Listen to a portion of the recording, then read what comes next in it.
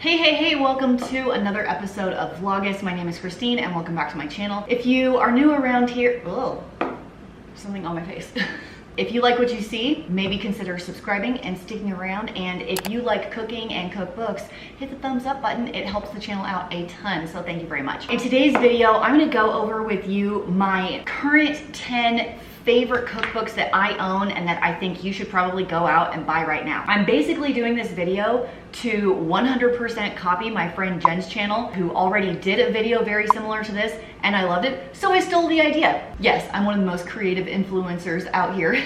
But hey, at least I'm giving credit where credit is due. So if you haven't seen Jen's video yet, I will leave her video and channel linked down below if you would like to check out her favorites after you check out mine. First cookbook we're gonna start with today. Oh, before we do that, I will leave all these cookbooks, if I can find them, linked below in the doobly-doo if you would like to check them out after the video. So the first cookbook we're gonna go with today is one I've mentioned before on my channel, is the standard Betty Crocker cookbook. Everybody needs an extremely basic cookbook in their life to get you started with essentially the basics. How to make bread, how to make pasta, how to make lasagna. I can't film anything. My mom got me this cookbook when I first moved away to college when I was 17 years old. Yes, I went to college at 17, skipped second grade in case you didn't know. They have bread recipes, muffin recipes, pancakes, waffles, scones.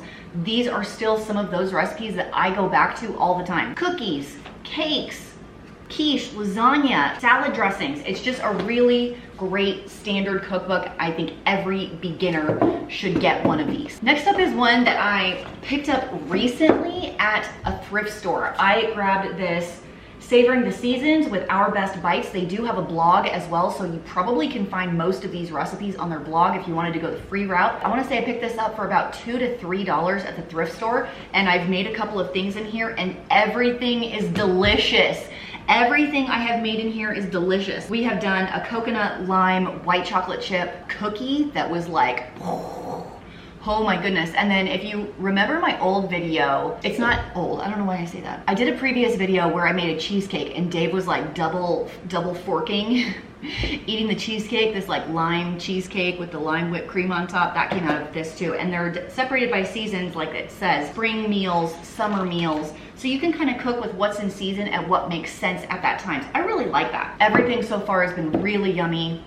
This one's a winner. This is one I've also talked about on my channel before. I've had this one for a very long time. This is the Complete Cooking Light Cookbook, and I'm trying to see what year it was. It's the purple one, okay? And they have this one divided up. Some of the Cooking Light compilations like this, they divide up by month, but this one divided it by topic, which I really like. You know, like chicken and pasta and drinks and desserts. This is one of the cookbooks, it's like the pages are even like wet and wrinkled.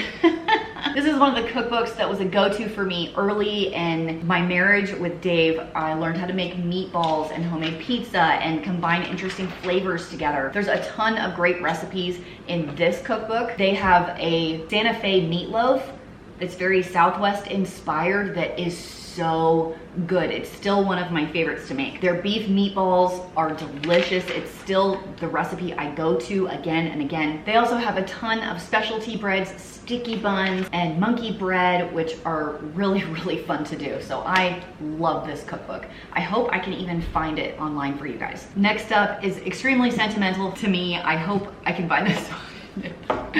Have you ever seen this? The Better Homes and Gardens Kids Snacks. This was my mom's cookbook and I inherited it. It's very old, published in 1985, and it's all just fun kid snacks. And my mom used to go through this book with us and have us pick out some snacks to make. But some of my favorite ones that we made were these cinnamon snails. They're kind of like cinnamon rolls, but super easy with just bread and cream cheese, and you roll them up yourself and bake them. Like, they're really fast, way faster than actual cinnamon rolls. I thought those were the best thing ever when I was a kid. The peanut butter bees were another favorite of mine.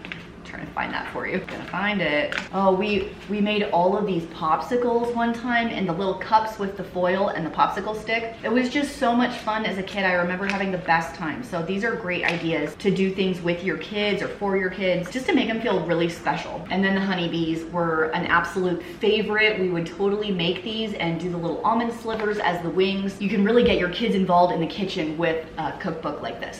All right, this one might be a cheat, but this is my personal cookbook. My grandma would refer to this as the book. Bring me the book.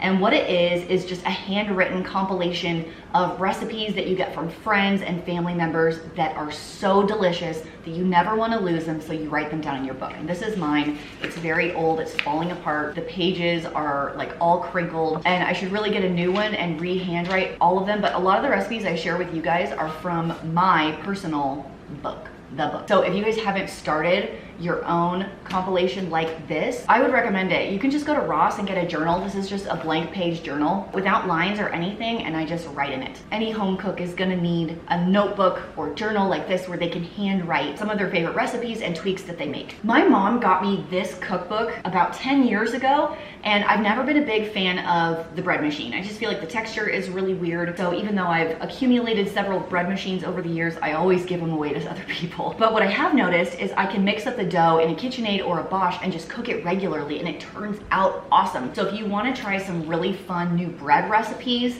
this Betty Crocker bread machine cookbook is an excellent one to do. I even have, I made this Parmesan sun-dried tomato bread this one time, and I left it cooling on the counter, and I walked away and I came back, and Haley, who was about 3 or 4, had taken huge chunks out of the bread. So I walked back and there's big hand chunks missing, and she's got them in her cheeks. What, Mom?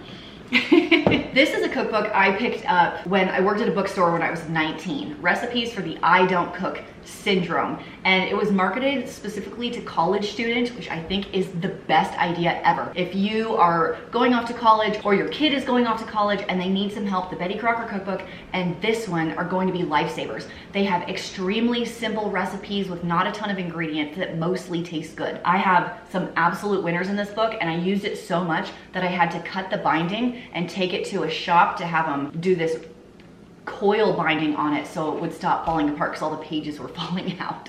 Super basic ingredients, nothing fancy here, yummy food for beginners. I had to include Giada's cookbook, Everyday Italian. Every recipe I've tried of hers has been delicious. She's one of my favorite Food Network chefs. I love Italian food, and her simple approach to really clean, delicious ingredients that she pairs together. Some of my favorite recipes that I've tried over the years have definitely come from her, and this is a classic, basic Italian cookbook I think everybody should try. This one is gonna be for athletes. I picked up this one when I was Ironman training to try and find some really healthy options to fuel my body with like carbs, but cleaner ingredients. And some of the recipes in here are so good, especially the recovery quinoa salad is mind-blowingly good. It's delicious. Now, this is not going to be a beginner cookbook. There's a lot of specialty ingredients in this one, but if you're an athlete, you want some like really hearty, healthy meals, I think this is a really good option. Lastly, I have one of my newer cookbooks that I've picked up, The Home Cook from Alex Gornishelli, who is also one of my favorite Food Network chefs. I've only tried about 5 or so recipes out of this one, but she's so good. I just think her cookbooks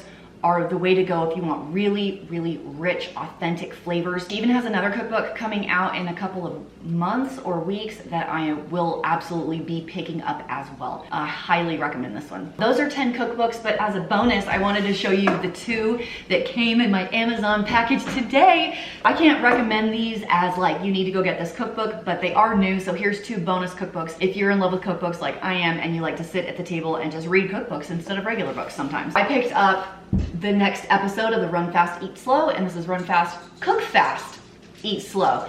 And this one ended up being really popular for them because this one, it's definitely time consuming a little bit, but this one focuses more on let's get the food done so we can eat right now. And I really like that. I've heard great things about this cookbook, and I'm excited to give it a go. Last but definitely not least, I picked up the Vegan Cookbook for Athletes. And I am going to be trying some vegan recipes coming up pretty soon, and I am planning on doing another Ironman and marathon when races open back up, and I wanted some really, really high vegetable options with really great flavors. This was highly reviewed well well on Amazon. I'm really excited that it showed up today so I can kind of dig through it tonight, but wanted to show you this one as well because I'm just really excited about my 2 new cookbooks that just showed up just now. That is gonna be all for today's video. I hope you guys enjoyed it, and if you haven't seen Jen's 8 favorite cookbooks, don't forget to go check out her video as well. If you guys have any of these or buy any of these, please let me know what your favorite recipes are, what you like about them, and I will see you